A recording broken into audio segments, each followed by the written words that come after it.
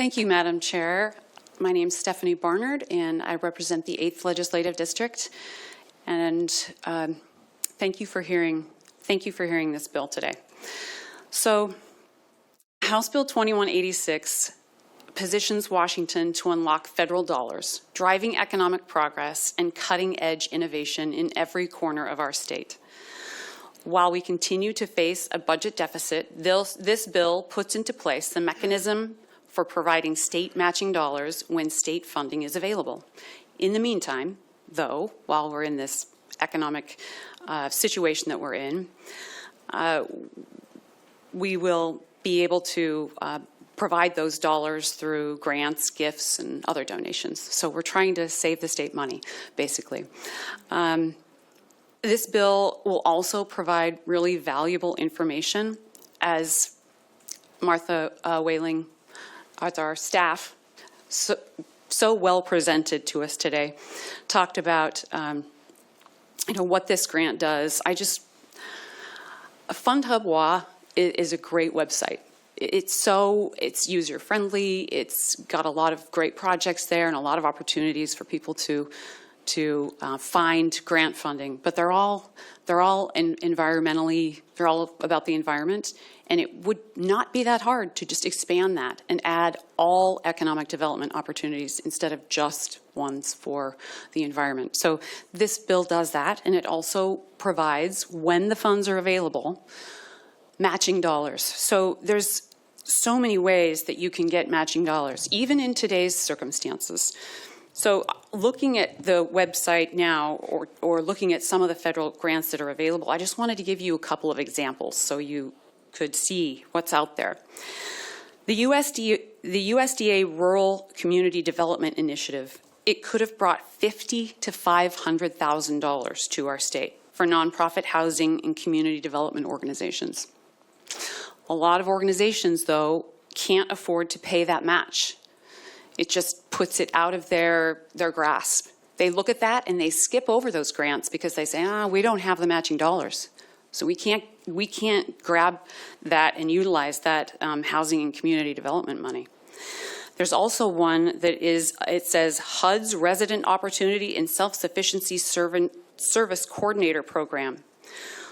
Washington State could have received $816,000, but there's a match.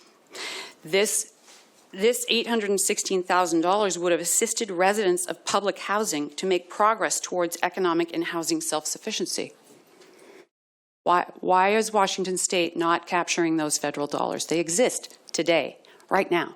We need to do a better job and make sure that we're removing the barriers, and that barrier includes a match. The last one I want to share with you is the USDA's Rural Energy for America program. It provided $1,500 to $1 million for agricultural producers and rural small businesses to make meaningful energy efficiency improvements. That's still on the books. You can still apply for that today.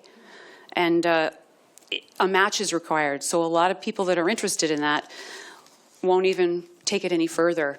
And I was talking to an organization not long ago that said when they see a match on a grant, they just skip right over it because they know they can't come up with those funds. Although it is important, and I recognize the importance for having those matching dollars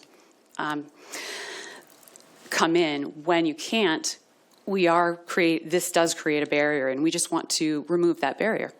So the consequences of not investing in economic development and emerging technologies are tangible, and they include economic stagnation, job loss, talent drain, and a decline in global competitiveness.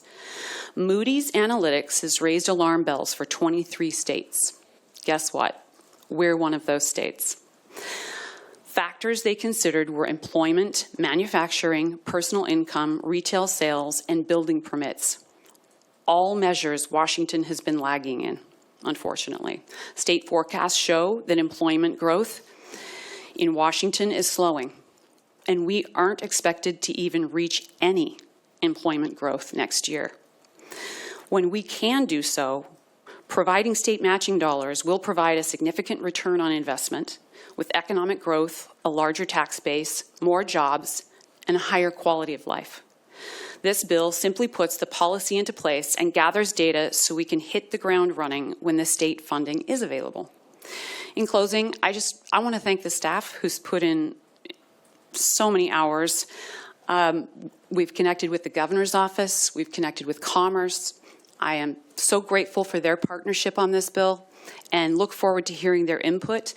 I also want to thank WISIP for partnering with us to get the funding information that will be so needed on the FundHub WA website. So thank you so much for hearing this bill.